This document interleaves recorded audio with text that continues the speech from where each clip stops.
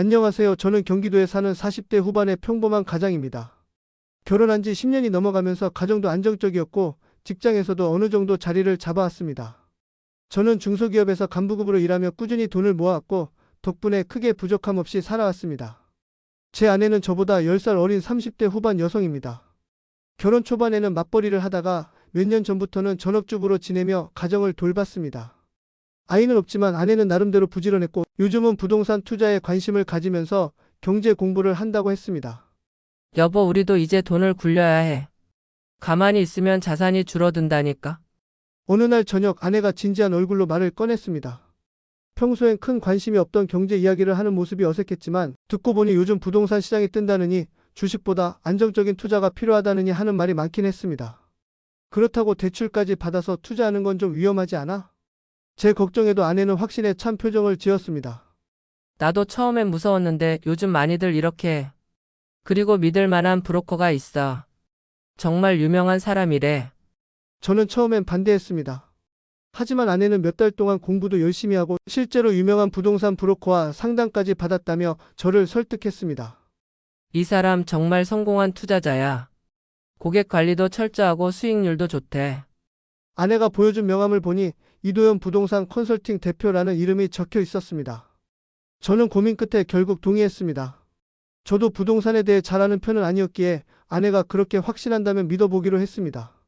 그리고 몇 주 뒤 그날이 찾아왔습니다. 여보, 우리 돈이 날아갔어. 아내가 새벽에 저를 깨우며 울먹였습니다. 뭐? 무슨 소리야? 그 브로커 사기꾼이었나 봐. 돈을 가져가고 잠적했어. 잠에서 덜 깬 상태에서 정신이 번쩍 들었습니다. 뭐? 사기라고? 저는 아내를 붙잡고 자세히 물었습니다. 아내는 주택조합 투자금 수천만 원을 건넸는데 연락이 끊겼다고 했습니다.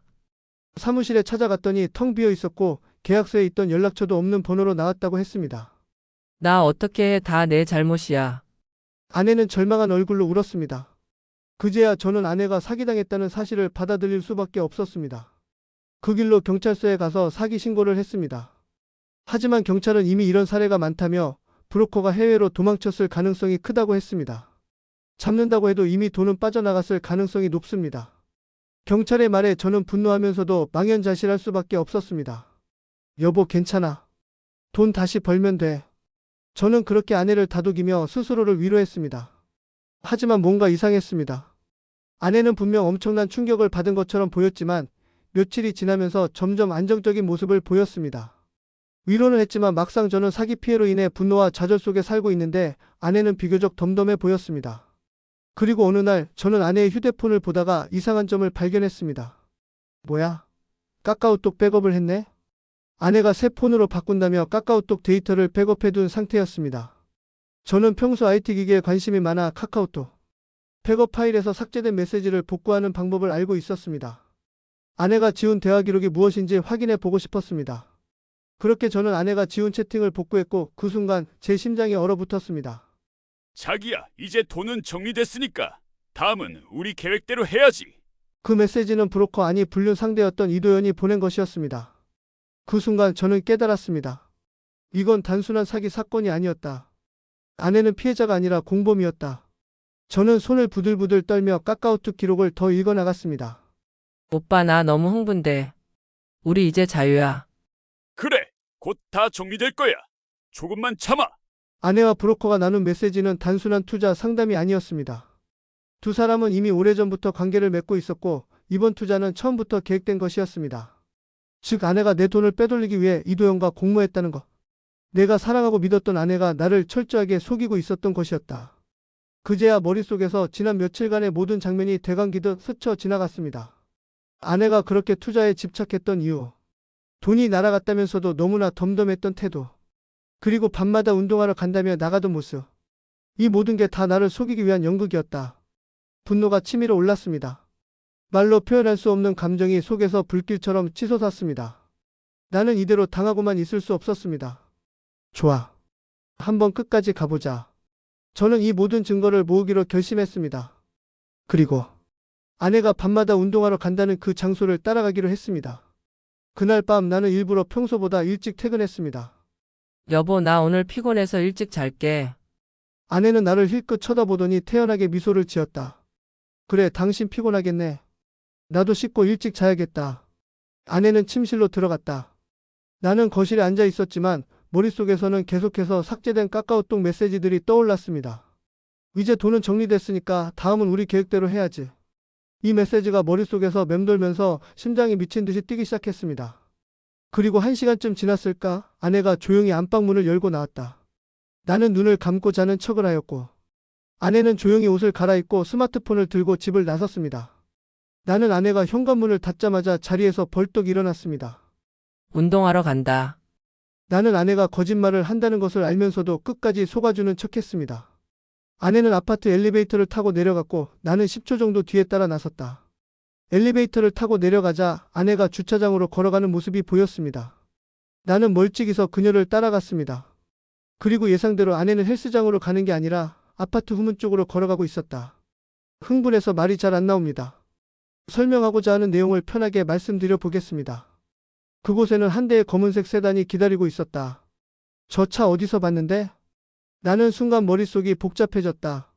그 차는 분명히 이도현이라는 놈이 타고 다니던 차였다. 나는 멀찍이 서서 아내의 움직임을 지켜봤다.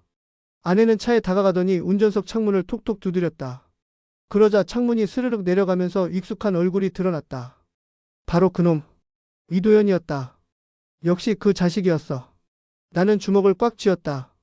그놈이 차에서 내리더니 아내와 가볍게 입을 맞췄다. 내 머릿속이 하얘졌다. 이게 XX들. 나는 그 자리에서 뛰쳐나가고 싶었지만 최대한 참고 더 많은 증거를 확보하기로 했다. 내가 이걸로 끝낼 것 같아? 내가 내 돈을 다 빼돌리고 두 집 살림 차리려 하는 걸 경찰이 모를 것 같아? 나는 핸드폰을 꺼내서 사진과 영상을 찍었다. 우리 어디로 갈까? 이도현이 나지막하게 속삭이자 아내가 웃으며 대답했다. 당신이 가고 싶은 곳으로 가면 되지. 그놈이 아내의 허리를 감싸며 차 문을 열어줬다. 나는 심장이 미친 듯이 뛰었다. 내가 이딴 걸 보고도 가만히 있어야 돼? 나는 더 이상 참을 수 없었다. 그 자리에서 바로 경찰에 전화를 걸었다. 여보세요, 경찰서죠? 지금 불법 사기범이 제 아내와 만나고 있습니다. 위치는? 나는 정확한 장소를 불러주고 경찰이 올 때까지 계속해서 촬영을 했다. 하지만 여기서 끝이 아니었다. 경찰을 기다리면서 나는 친구에게도 전화를 걸었다. 야, 너 전에 차량 조회할 수 있다고 했지? 갑자기 무슨 일이야? 이도현이라는 놈 차 번호 좀 조회해봐. 빨리. 친구는 잠시 후 전화를 걸어왔다. 야, 이거 이상하다. 이 차 이도현 명의가 아니야. 나는 순간 멍해졌다. 뭐? 그럼 누구 명의야? 차량 명의자는 내 아내 이름이네? 순간 머릿속이 아찔해졌다. 아내 차라고? 나는 충격을 받고 휴대폰을 다시 들여다봤다. 아내가 차문을 열고 운전석에 타는 모습을 본 순간 나는 모든 걸 깨달았다. 내가 지금까지 의심했던 것보다 훨씬 더 복잡한 일이 벌어지고 있었다. 아내는 단순히 바람을 핀 게 아니었다. 아내가 내 돈을 빼돌려 이러고 있는 걸 생각하니 정말 법이고 뭐고 이성의 끈을 놓아버리고만 싶었다. 경찰차의 사이렌 소리가 멀리서 들려오기 시작했다. 이제 내 죗값을 받을 시간이야. 나는 서서히 다가가며 마지막 한 방을 준비하고 있었다. 경찰차의 사이렌 소리가 점점 가까워지고 있었다. 나는 핸드폰을 단단히 쥐고 있었다. 이제 모든 걸 끝낼 시간이었다. 그런데 예상치 못한 일이 벌어졌다. 이도현이 갑자기 차문을 열고 뛰어내렸다. XX, 경찰이다. 빨리 가자. 그놈은 아내의 팔을 잡아 끌었지만 아내는 당황한 표정으로 그를 뿌리쳤다. 뭐야? 경찰이 왜 와? 내 남편이 신고했겠지. 빨리 타라고. 나는 다급하게 앞으로 뛰쳐나가며 소리쳤다. 움직이지 마. 경찰 오고 있어. 이도현은 나를 보자마자 눈이 휘둥그레졌다. XX, 내가 왜 여기 있어? 놀랐냐?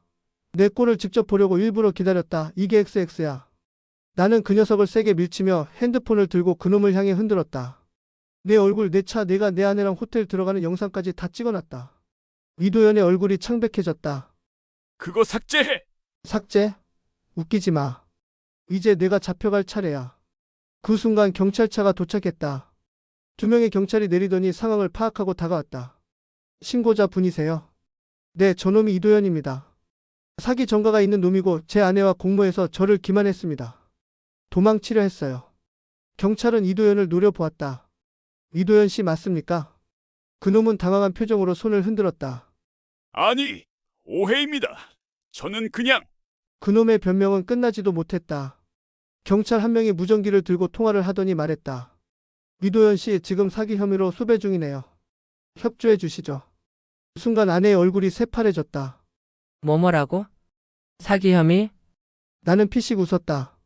그래, 내가 그렇게 믿고 의지했던 그 남자, 원래부터 경찰이 찾고 있는 놈이었다고. 경찰이 다가가 이도현을 수갑으로 결박했다. 이씨, 저희랑 같이 가시죠. 이도현은 필사적으로 발버둥 쳤다. 아, 잠깐만요. 난 이 여자 때문에. 나는 그 말에 눈살을 찌푸렸다. 뭐라고? 이 여자 때문에? 그놈은 필사적으로 아내를 가리켰다. 나만 잘못한 게 아니야. 이 여자도 공범이라고. 나한테 접근해서 먼저 투자하자고 했어. 순간 경찰들의 시선이 아내에게로 향했다. 정말인가요, 부인? 아내는 얼굴이 새하얗게 질려 말을 더듬었다. 그건 아니야. 난 그저. 나는 차가운 눈으로 아내를 바라봤다. 아니긴 뭘 아니야. 내가 나한테 돈을 빼돌린 것도, 저놈이랑 호텔에서 만난 것도, 이중으로 남자 만나면서 돈 갈취한 것도 다 사실이잖아. 경찰이 의미심장한 눈빛으로 아내를 쳐다봤다. 부인도 피의자로 입건될 가능성이 큽니다. 경찰서에서 조사받으셔야 합니다. 아내는 그제야 나에게 애원했다. 여보 아니야 난 그럴 생각이 아니었어. 그럴 생각이 아니었어? 나는 코웃음을 쳤다. 내가 말한 대로 부동산 투자라고만 했으면 내가 직접 차명의를 바꾼 건 뭐고 왜 저놈이랑 호텔에서 나오던 거야? 아내는 말없이 몸을 떨기만 했다. 경찰은 이도현을 연행하면서 아내에게 말했다. 부인께도 출석 요청이 갈 겁니다. 성실히 조사에 응해주세요. 그제야 아내는 무릎을 꿇었다. 여보 미안해 진짜 미안해. 나는 더 이상 말이 나오지 않았다. 그동안의 결혼 생활이 주마등처럼 스쳐 지나갔다. 나는 천천히 입을 열었다. 너한테 줄 마지막 기회가 있다. 아내는 눈물을 흘리며 날 바라봤다. 뭐든지 할게. 변호사랑 얘기해서 협의 이혼 서류에 사인해. 아내의 얼굴이 순식간에 굳었다. 이혼? 그래. 위자료는 필요 없다. 대신 다시는 내 눈앞에 나타나지 마. 아내는 절망적인 표정을 지었다. 여보 한 번만 용서해줘. 나는 단호하게 말했다. 너한테 남은 선택지는 없어. 이혼하고 조용히 살아. 안 그러면 내가 법정에서 널 끝장낼 거니까. 아내는 말없이 바닥에 주저앉았다. 그렇게 나는 10년간의 결혼 생활을 끝냈다. 이 끔찍한 시간들이 끝나고 한 달 뒤 지금 모든 것이 끝나면 후련할 거라고만 생각했는데 아직도 마누라에게 미련이 남았는지 야속하고 씁쓸한 감정이 자꾸 든다. 그래도 나 아니면 누가 날 다독여주랴 힘내보려 한다. 긴 이야기 들어주셔서 감사합니다.